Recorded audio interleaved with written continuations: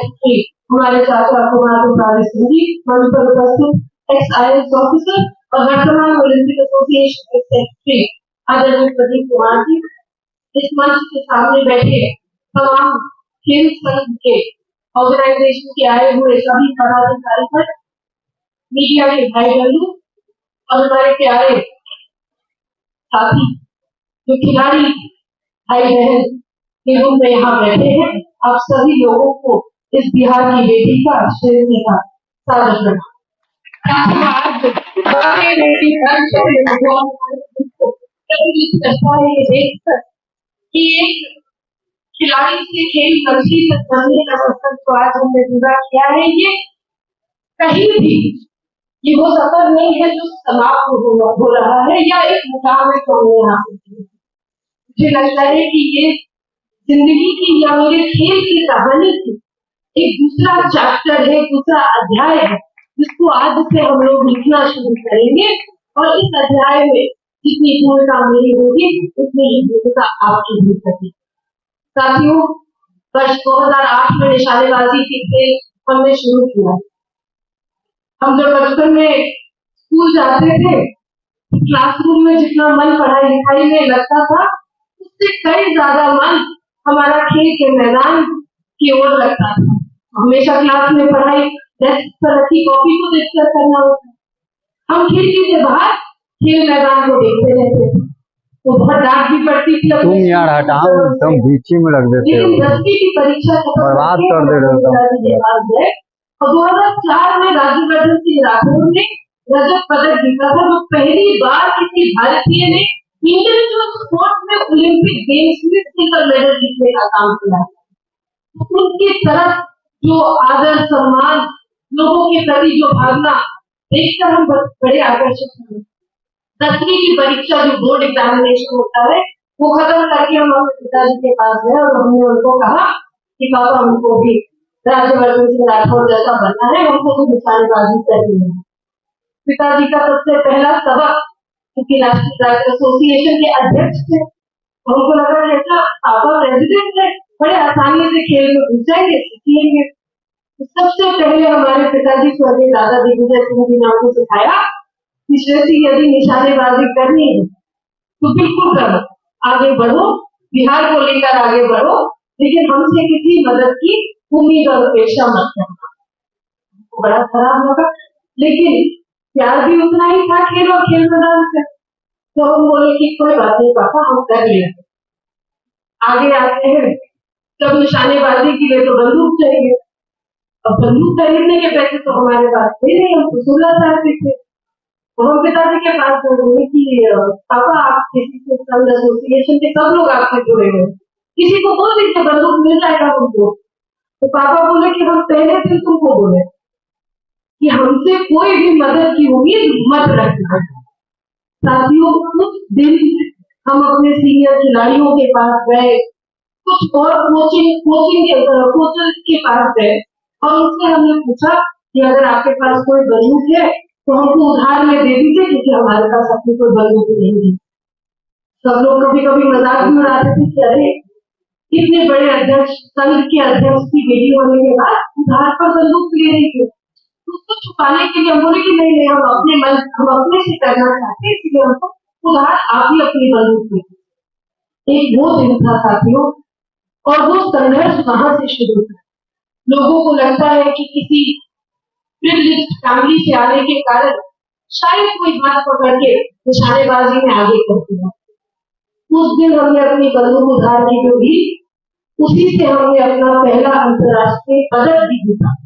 और अफसोसजनक बात यह थी कि 2008 में जो कहानी शुरू हुई, वो 2011 में जब हमने अपने स्पॉन्सरशिप के माध्यम से इतने पैसे इकट्ठा कर लिए थे कि हम अपनी बंदूक खरीद पाए, हमारे पिताजी वो दिन देखने के लिए जिंदा नहीं है। हर खिलाड़ी का अपना संघर्ष होता है, लेकिन हमने अपने पूरे 18 साल के निशानेबाजी के करियर में यही सीखा कि यदि दृढ़ निश्चय के साथ, संकल्प के साथ अपना लक्ष्य तय कर लो, तो दुनिया में कोई ऐसी चुनौती नहीं है जो तुम्हें पीछा रखेगी या तुम्हें अड़ंगी लगाने प्रोसेस होता है। और उस 2 महीने के खेल में पिछले 4 महीने का जो रिकॉर्ड होता है उसका लगातार रिव्यू करते हैं, उसका एवरेज स्कोर निकाला जाता है और तब जाकर अपना चयन होता है। तो 2018 में कॉमनवेल्थ गेम्स पहुंचे, निश्चित रूप से मन में था कि दोबारा रजत तो नहीं जीते, फिर से स्वर्ण पदक जीतना है। तो सुबह सुबह 5 बजे कॉम्पिटिशन की सुबह उठे, मन तो घबरा रहा था। हम धीरे धीरे कदम से आगे बढ़ रहे थे और नाश्ता खाने की ओर अपने मेस की ओर जा रहे थे। तभी हमने देखा कि बड़े मजबूती के साथ हमसे कदम मिलाकर कोई चल रहा। तो हमने नजर उठाया नहीं, हमने बस देखा कि कोई मेरे साथ चल रहा। जब उनके कदम साथ देखे तो थोड़ा साहस आया कि तुम अकेले नहीं, तुम्हारे साथ लोग हैं। कुछ दूर और आगे चले तो मेरे बाएं हाथ पर मजबूती के साथ और 2 कदम पड़े, जो भी मेरे साथ कदम से कदम मिलाकर चल रहे थे। तो हमने उनके कदम भी देखे, फिर भी हमने नजर नहीं मिलाई और हम अपने नाश्ते की ओर बढ़ने लगे। कदम से कदम मिलाकर चलने का जो बल और साहस मुझे उस दिन सुबह 5 बजे का मिला, पता है किसका था साथियों? मेरे दाहिने तरफ मेरे गुरु, मेरे कोच थे मनशेर सिंह जी, और मेरे बाएं तरफ खेल संघ का प्रतिनिधित्व कर रहे मेरे गेम के मैनेजर थे अमरजन सिंह। और इन दोनों के कदम जब अपने खिलाड़ी के साथ आगे बढ़े, तब उस खिलाड़ी को विश्वास हुआ कि ये जो खेल और ये जो जंग में लड़ने जा रही हूँ उसमें मैं अकेले नहीं हूँ, कहीं ना कहीं मेरे साथ एक बड़ी संख्या में, चाहे वो खेल और खेल संघ से जुड़े हो या खेल और खेल प्रेमी भारत और बिहार के हो, सब मेरे साथ चल रहे हैं। इसलिए साथियों, आज इस मंच से मैं इतना ही वादा करती हूँ कि अपनी सेवा और ईमानदारी के भाव से जिस तरह मैंने जमुई की जनता की सेवा पिछले 5 साल की और 2020 का चुनाव रिकॉर्ड मत 41,000 से जीत कर आए, तो जमुई की ये देवतुल्य जनता थी जिसने 2025 में अपने ही रिकॉर्ड को तोड़ के 54,000 के रिकॉर्ड से मुझे पुनः निर्वाचित करने का काम किया। मैं उस ईमानदारी और सेवा भाव की आज कसम खाती हूँ कि यहाँ सभागार में उपस्थित तमाम खिलाड़ी जो मेरे भाई बहन के स्वरूप है, उनसे से कदम मिलाकर चलने का काम और अधिकार मेरा रहेगा। आप लोगों को किसी भी प्रतियोगिता में, किसी भी जंग में अकेला नहीं खड़ा होना पड़ेगा। ये खेल बंदी नहीं, लेकिन आपकी बड़ी बहन का वादा है साथियों। मैं समझ सकती हूँ कि जब हम खेल में आगे बढ़ते हैं, जब हम एक प्रतियोगिता से दूसरी प्रतियोगिता में जाते हैं, तो जहाँ सरकार को खड़ा होना चाहिए, सरकार की अपनी भूमिका होती है। जहाँ आपके खेल एसोसिएशन को खड़ा होना चाहिए, वहाँ खेल एसोसिएशन को खड़ा होना चाहिए, और जहाँ समाज को, यानी कि आपके परिवार और आपके मित्रों को खड़ा होना चाहिए, उनकी भी एक भूमिका होती है। इन सभी भूमिकाओं को समन्वय बनाने का आज एनडीए की लीडरशिप ने ये निर्णय लिया है कि एक खिलाड़ी को खेल मंत्री तक के पदक पर पहुंचाने का काम ये एनडीए की लीडरशिप ने बिहार में करके दिखाया है। जिस दिन हम खेल मंत्रालय का पदभार ले रहे थे, उस दिन हमने बड़े शौक से अपने ओलंपिक गेम्स की जर्सी खरीदी, ये दिखाने के लिए कि आज हम मंत्री की कुर्सी पर जरूर बैठ रहे हैं, लेकिन दिल में झांक कर देखेगा सिर्फ और सिर्फ एक खिलाड़ी जिसका सपना आज भी बिहार में ओलंपिक पदक जीतने का है, बिहार को खिलाड़ी एक ओलंपिक पदक जीतने का है, वो सपना आपको उसके दिल में दिखेगा। 2018 में जब हमारे सामने एमा कॉक्स ऑस्ट्रेलिया की खिलाड़ी थी, उनके साथ मुकाबला हो रहा था और स्वर्ण पदक का मुकाबला था। एक रोमांचक घड़ी पर आकर हम लोगों का आमने सामने मुकाबला हुआ, जो जीतता वो स्वर्ण पदक लेता और जो हारता उसको रजत पदक मिलता। 2018 में एमा कॉक्स नाम की खिलाड़ी थी, वो हमारे सामने बंदूक उठा के ड्राइव प्रैक्टिस कर रही थी। हम अपनी बंदूक नीचे हाथ में लिए खड़े हुए थे। कभी हम नीचे देखे तो वही घबराहट महसूस, कभी हम ऊपर देखे तो हमें अपने पिताजी की याद आए। इस घबराहट के बीच में कोई बल और कोई साहस देने वाले लोग नहीं।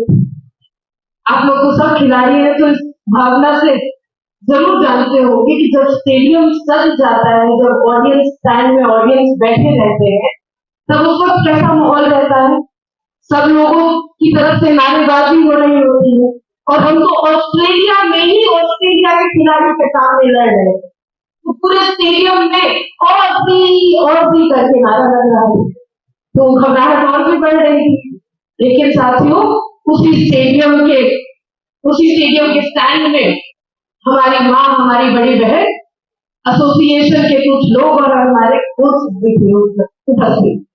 उन लोगों ने धीमी लेकिन मजबूत आवाज के साथ कहा, भारत माता की। और उस भारत माता की हुंकार ने जो जज्बा और जो जुनून हमारे अंदर जगाया कि इस बिहार की बेटी ने पहला भारत का स्वर्ण पदक जीतने का काम किया। वहां से जीतकर जब हम वापस आए तो आपको अनुमति नहीं होती कि आप अपने माँ से मिले या आप अपने घर परिवार के लोगों से मिले, आपको सीधा तो आज सामने हमारे भाई बहन, हमारे मित्र वर्ग, पत्रकार बंधु खड़े हैं, हमको सीधा इनके पास जाना है। मीडिया बॉक्स में जब गए, वहां के मीडिया वालों ने उनसे पूछा, इसलिए आप इंडिया से आती है, you come from India, but where in India do you come from, आप भारत में कहाँ से आती है। उस दिन गर्व के साथ हमने कहा कि हम जम्मू से आते हैं और बिहार को रिप्रेजेंट करते हैं। अगले दिन ऑस्ट्रेलिया के अखबारों में लिखा गया, Bihar girl with gold medal for India और ऑस्ट्रेलियन सॉइल। और वो जो गर्व का दिन था, मुझे लगता है कि आज मैं जिसकी मुकाम को छू, जो वो दिन का एहसास हमें आज भी चर्चा करती हूँ तो हमारे हाथ के बाहर खड़े हो रहे, रोते कांप रहे, ये सोचकर कि उस भाव की तुलना मैं आज भी अपने किसी भी जिंदगी के क्षण से नहीं कर सकती हूँ। उस शब्दों में बयान नहीं किया जा सकता, लेकिन आप सामने खिलाड़ी बैठे हैं तो मैंने सोचा इस बात को जरूर आपके सामने रखूं।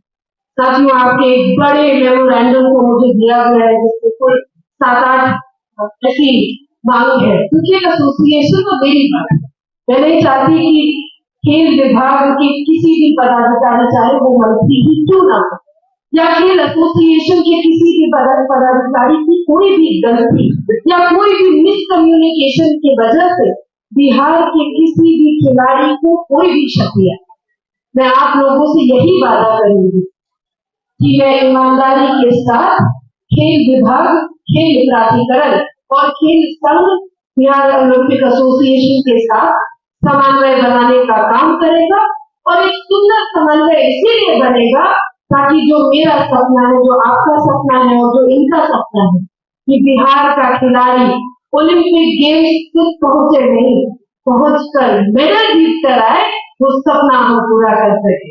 इन्हीं शब्दों के साथ आप सभी खिलाड़ी भाई बहनों को, सभी खेल संघों को, बिहार ओलंपिक एसोसिएशन को, तमाम जनता को, जितने भी खेल प्रेमी यहाँ उपस्थित है, मीडिया के भाई बहन है, आप लोगों को मैं सर झुकाकर विनम्र प्रणाम पुनः करती हूँ। बहुत बहुत धन्यवाद। जय हिंद, जय बिहार।